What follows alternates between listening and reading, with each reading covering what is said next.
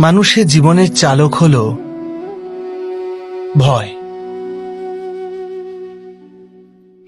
মানুষ সর্বদা ভয়ের কারণ ঠিক খুঁজে নেয়। জীবনে যে পথ আমরা বেছে নিই, সেই বেছে নেওয়ার পিছনেও আমাদের ভয়ই কাজ করে। কিন্তু এই ভয় কি বাস্তবিক? বিবেচনা করুন।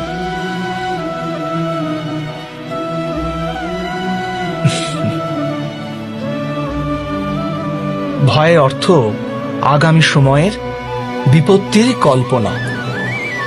কিন্তু সময়ের প্রভু কে?